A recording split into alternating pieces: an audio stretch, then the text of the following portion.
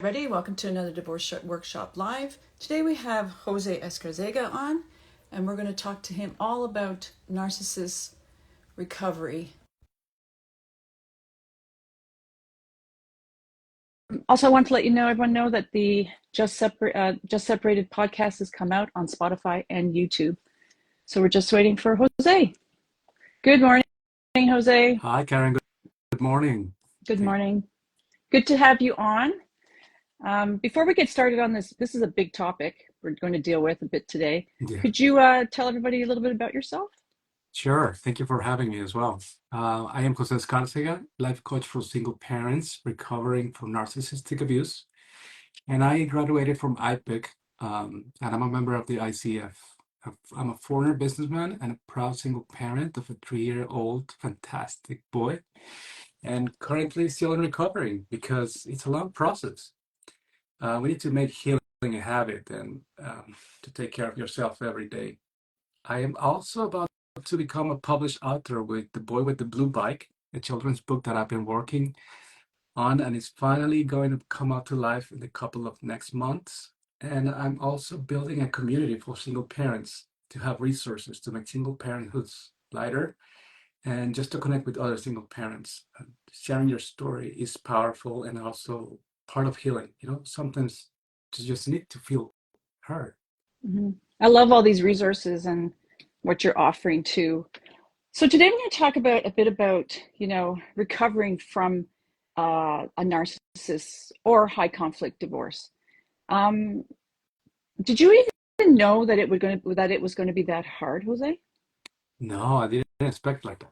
Especially being a man, always been taught that I have to be strong and you have to like kind of hide your feelings and not express your feelings the way that we are supposed to do it as a strong man. And I didn't know what was going on. I was like, I didn't know that this was hurting me or this was a hard thing to overcome until I was on it. And that has been part of my journey as well.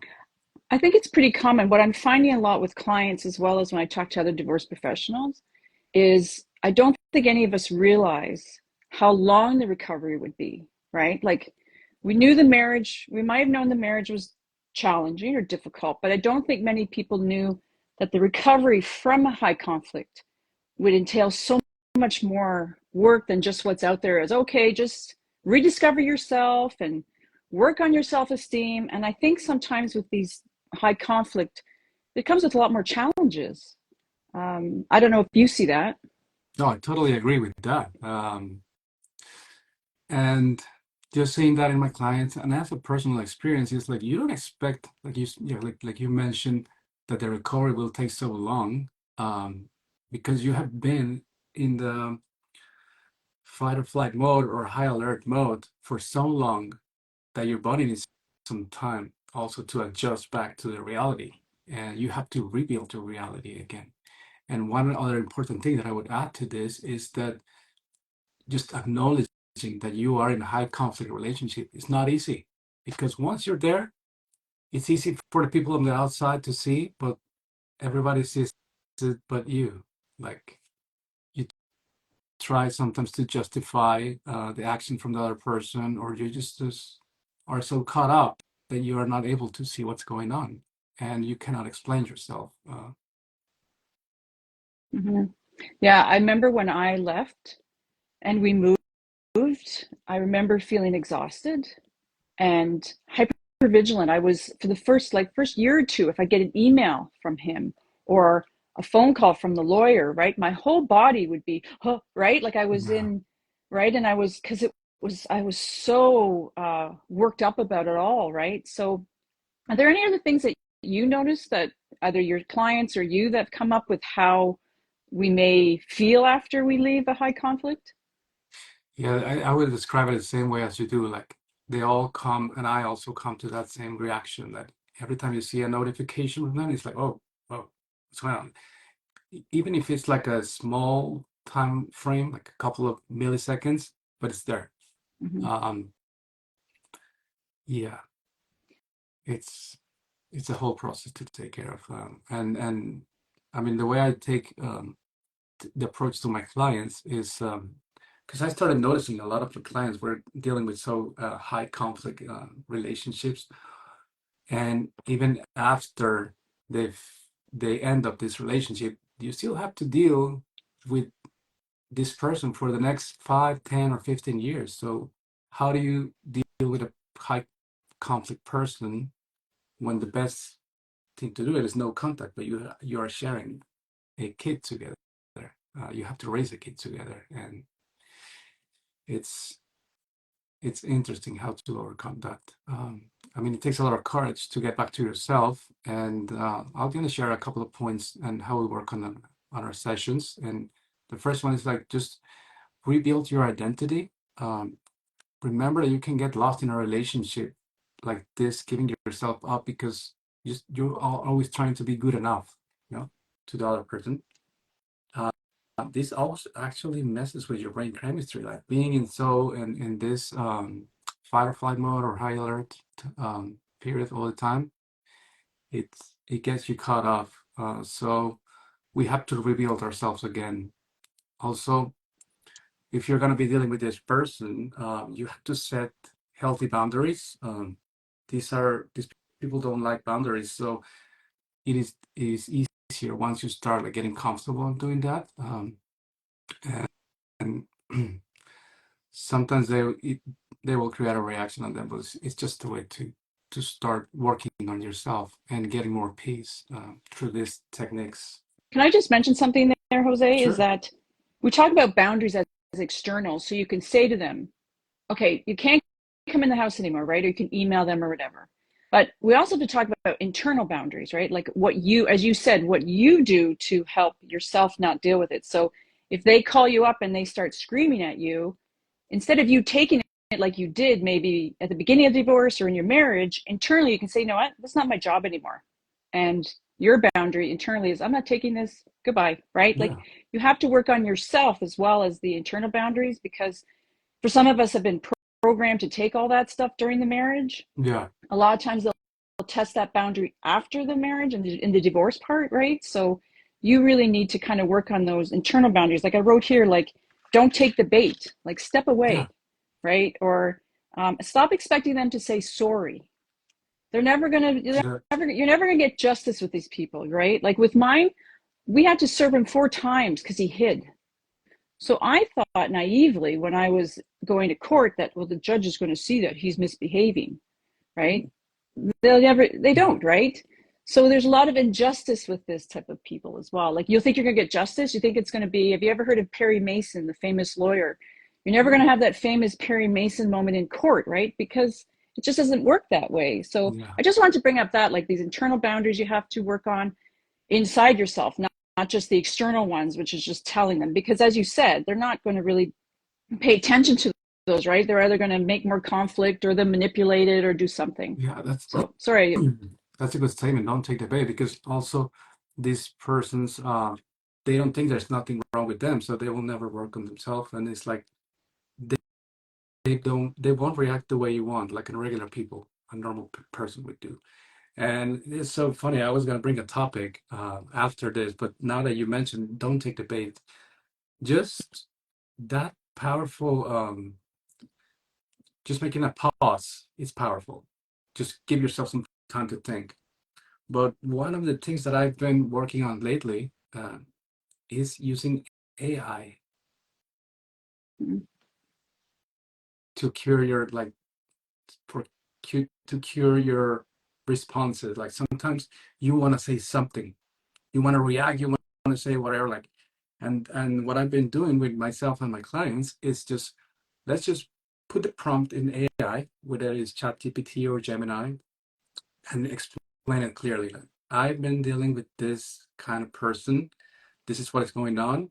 You can paste what the other person is saying to you, and then this is the response I want to give. Like, give me a lead. So you can just say whatever you want. You can express yourself freely, like this, even using any kind of words. And then the AI will help you um, analyze the situation. Like it will tell you like if it's going like gaslighting, if it's like trying to make you react, And then if you don't use that answer, it just give you that moment to reflect on what's going on. Like, okay, this is what this person is trying to say. This is how I want to react. And then you can take a course of action to not engage or provide supply, but doing it the healthiest way for you. Yeah, I would say the flat as possible, like Yeah. business like all the way. And that's another thing that a lot of us have had to learn, as well as my clients as well, is that this is business now, right? It's a business transaction. It's no longer, you don't owe this person anything except being a good co-parent Mm-hmm. or your to your child or children.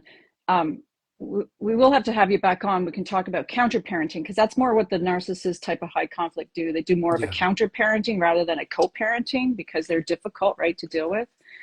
But is there anything else you want to add before I have one more point I want to add about this topic? Yeah, instead of counter parenting, you can always do parallel parenting, which is always in the best interest of the child, because sometimes these people will just rather see their kids suffer instead of seeing you happy. Everything is transactional for them, so it's hard to acknowledge that too. Yep. But yeah, Parallel parenting is really good, even if it's just at the start, right? Start parallel parenting until you get into the groove of parenting better, if that's possible with these type of people. Another thing yeah, I want to mention about the healing process that has come up a lot is radically accept who you're married to. So there's a lot of grief component with understanding who you're actually married to, right? And so you have to, I've been doing that a lot, but I'm in my 8th year, and just to radically accept that this is the person I had my kids with, and hmm, that's not easy to take, right? Because it's like, I chose to bring people into the world with this type of person, right? And yeah, so there's a radically acceptance, and that takes a lot of self-compassion, right? Of understanding, like, try to not to beat yourself up so much about it, because we all tend to, once we're out of a high conflict, to take a lot of that blame and guilt and shame. And so just one of the tips I want to say is use self-compassion, right? Treat yourself like you would your best friend, and know that you didn't know who you were really marrying. You didn't know all the flags that were probably, maybe they weren't quite red, but they were yellow. And so yeah. just to understand that, yeah, I don't know if that makes sense, but I No, it wanted to put does that make out sense. there. Like have a self-compassion for yourself because you fell for this and you actually wanted the best. You created this relationship. You had this kid based on love, which is the purest way to bring a child to the world. Like you wanted a future with this person, but you didn't know what was happening on the behind the scenes. Mm-hmm. So it reminds me of I had a quote from this book. It's not you from Romani Duvasula. That there's nothing wrong with you. You felt a trap well designed for you because this is what they do. And what does the narcissistic person need? The answer is control, domination, power, admiration, and validation. And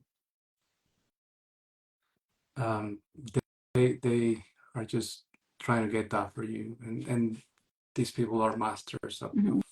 this I goddess. often use the term that I often use a lot too, just because it's so easy, is called fog. And it's by I forgot who it's by, but they use fear, obligation, and guilt, right? So Yeah, no, yeah, fear, obligation, guilt. So those are the three things. A lot of people can look into that, because it's what they use. It's just the tactics. It's just that you, as you're recovering, you have to learn the tactics they'll yeah, use, so you stop engaging in those tactics, right? Because yeah. Like that's you when. mentioned, it's like a business transaction. You always have to be like knowing how to react or not react is better said. Mhm. And healing from this is complicated. Like it sounds simple, but just doing that is hard. Like I'm gonna tell you how I described healing from a narcissistic abuse. Like imagine that you have a 3 feet or 1 meter in your case line.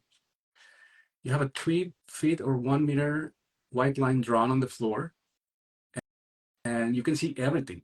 You can see everything. The world is normal. You just have to walk over it, but and go experience the world. But you can't. Nothing is holding you back. Nothing is blocking you. You just have to step over it, but you can't. You know what to do is just one foot in front of the other and walk over it, but you can't. Like you have this something is not letting you be a normal person. And it's something so simple. Like you can see the whole world. It's normal, but you can just take the step on this over this line Mhm. to do life. Yeah, I like that metaphor because it's so true. Yeah. Hmm. Especially with these type of people. Another thing I want to mention to the viewers is also you could also make sure when if you're seeking therapy, because coaching is one thing, right? But if you're Mhm. seeking therapy, make sure they're trauma informed, because a lot of people that are um, going through this may have trauma responses, right? May have post-traumatic stress.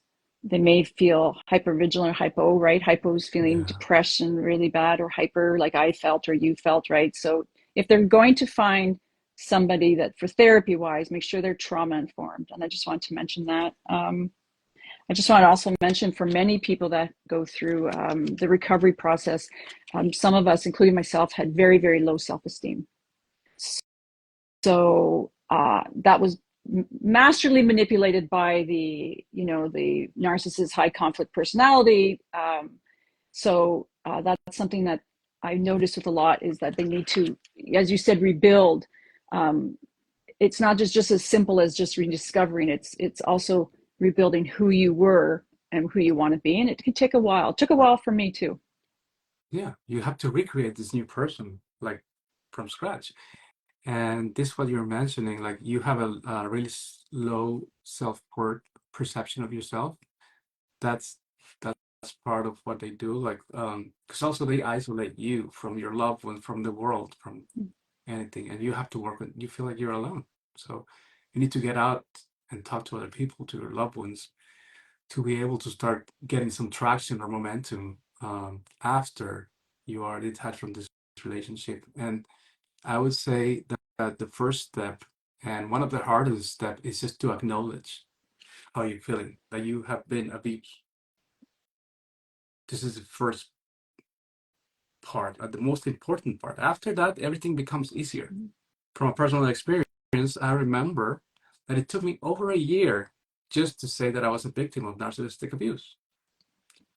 I was Yeah. talking to I had two therapists at that time, and I was talking to one therapist, and I said, like, I was describing the situation. I said, like, this happened, this is how I feel, this is, and he was like, mm-hmm. And I was like, what are you onto, like? And he was just kind of like waiting for me, and I had this aha moment, and I said, oh, so I am a victim of narcissistic abuse. Even saying it right now, it feels hard because I was raised to be like a strong person. I'm a man. I was a businessman. I was not, nothing could bring me down. And I was accepting to my therapist and that I was a victim of narcissistic abuse. And then I told my other therapist, and I say, hey, okay, I'm going to describe this. And she was like, uh-huh, that's abuse. I said to her, this is a yeah. And I had a client, it comes to my mind, like she took like 2 months just to be able to say the A word because we call it like that because it was not possible for her to process. It was hard. It is hard to say that the A word. So after 2 months, she finally said it that she was being abused, and we had a celebration like on on the session, and it was so powerful for her. After that, she started changing, and everything was easier for her. Just acknowledging what you're going through, because sometimes you, like you mentioned, you have been on this um, situation that you are. They give you breadcrumbs to keep you hooked, and you try to justify it because they might be something going on with them. This is might not be okay. Something's going on in their life. There's nothing wrong, and you start questioning yourself. What's wrong with me? Why I'm not doing the best for this relationship? Why I'm not doing, or what is, or you start blaming also yourself. Why is this failing? Is it because of me? But the honest part is you have been on this hook for so long that you don't know your reality anymore, and it's hard. And Bang just on. yeah, You don't know. It was funny when you said that you were a year. It was the same thing. I kind of knew the last few years something was off. I said something's been off for years. I but it was a year after. It's like a light bulb moment, like you had, and I'm like, and it wasn't in therapy. It was just me. I went, oh my God, I think I've been abused all it's these years, hard and to that say. goes back. Yeah, it is, and that goes back to the radical acceptance because you have to kind of go, oh, I have been right, and that's not easy, right? Like as you said, it's not easy to just say that, right? And Mhm. so what you're saying is right on, right? And so what I like what you're doing, I want to mention is you do a single parenting group type of thing. I'm about to start a community. Yeah. I do workshops for single parents in person every once in a while, but now I want to have like a community that is always there for you, that you're able to connect with other single parents going through something. Maybe you just need help with the Mhm. situation about your kids or co-parenting, but also having access to professionals like us because we need that. Because We I wish need I that. had one when I was going through it, That's right? that's how I ended up becoming a single parent's life coach. Hmm. Because when I went through divorce and all of these things going around me, I didn't feel um, that they did nobody understand it. Like I didn't feel. Is it good to say I didn't feel understood? I mean, my English is not my first language, so sometimes I Hmm. have to like. That's good. um, So therapy was great because it brings you from dysfunctional to functional. It helps you to overcome what's going on, the problems, and just get back to yourself and have some ground. But with coaching, Hmm. we can take you to wherever you want to go to rebuild yourself, to build the life of your dreams again, or just to create new dreams again because you were detached from all of that. Yeah. Plus, So it can help with strategies yeah, too, right? Because for me, I had no idea who I was divorcing. mhm, Like I was almost 20 years and I didn't like I was so naive, right? I was so, as you said, tangled in that trauma bonding thing that I had no idea that, okay, so if he screwed these people around, well, he's not going to screw me in the marriage, in the divorce. Well, yeah, of course he is, because that's his patterns of behavior, right? So yeah, I had no idea. And I think that's why you, as well as many others who I talk to, that's why we do this, because we don't want you guys to do what go through what we've been through. yeah. And if you're already there, we can help you. Um, Create your goals and walk to your goals and just be happy again. Before we wrap up, do you have any other tips you want to mention about this before you tell us about your book coming out? Um, no, I would just like the um, the AI has been really useful just to clarify what's going on and just to see what's like have an X-ray of the situation that you want to face on. And just having that pause is really powerful just to see what's going on. Sometimes he will break it off for you and telling you what's going on, which is great. And just knowing that it's not your fault. It's not in you. You're a great person. Your self worth um, is has to be recovered. Like you're a full person. You just went through something hard, and you just have to rebuild yourself. So it comes down to using the AI as a good communication tool. So you can put the letter or communication you get, throw it in there, describe adjectives. Is this gaslighting, manipulative? And then how should I respond without using any of that language? You don't even have to describe the adjectives. Oh, Like it okay. doesn't. You don't have to put anything about gaslighting. Just put the scene. What's going on? This is the let's just say an example. My ex sent me a text and it says this, this, and this, and you want to react immediately. You want to give her that supply. It's like, oh no, this is not possible because when you feel like you want to write a whole paragraph, a reply, don't do it. Just put paste the text that you got, describe the situation, and paste your response. Just take it all out, like with even the worst words that you want to say, put it in the AI. This is what I want to say, and it will help you deconstruct the situation and offer you a better guidance for a response. Yeah, I think that's a much better thing than what I did, and probably many of us before would just respond and then Yeah. cause anger versus anger, right? But also, I want to mention, if your lawyers are involved, well, you're just costing thousands of dollars by, okay, well, they said this and they said this and tell them that and tell them that. And the lawyers are just sitting there collecting money, writing letters back and forth, right? So if you can learn Yeah. to communicate this way now, Jose, it is a practice, right? It's not that easy No. just to do it right away. Yeah. But if you can do it, you can start doing it as soon as possible and start disengaging yourself from being involved in that mess of emotional wanting to defend yourself, Yeah. because they'll attack you for everything, Yeah. right? I mean, So, becomes a snowball that is it will become a landslide if you engage into that because you want to prove that you are not wrong, that this is what they're doing. Like, you have evidence for whatever is going on, but engaging is just giving them supply and just taking your piece. It's just draining you, and you cannot have a lawyer or a therapist on speed dial. So just using AI just to pause for a moment and understand what's going on, not to react, and be able to respond in a better or proper way, and not giving them supply. Because sometimes we can use the gray rock technique. Okay, do the this is like a powerful reply, um, but just pause and think. Like it will give you an X-ray of what's going on.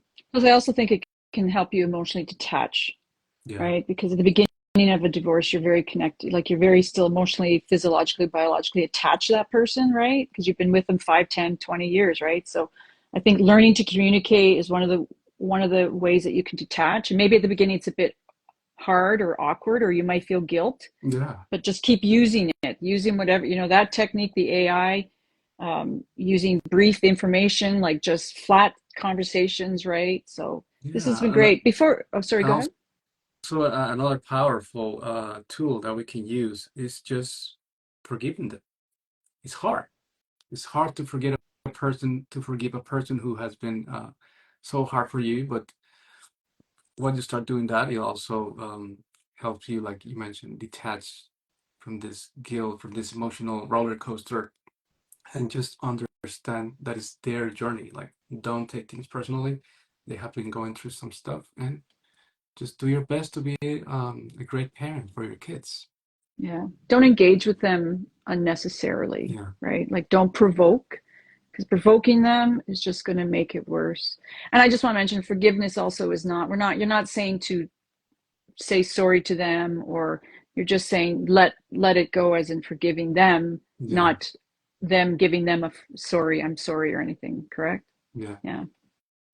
Yeah. Before we wrap up, is if anyone has any questions, put in the comments, but tell us about your book that's coming out. It sounds really exciting. Yeah, this is a book I've been working on for a couple of. The idea started a couple of years ago, and the process has been taking on the last months. This is The Boy with the Blue Bike.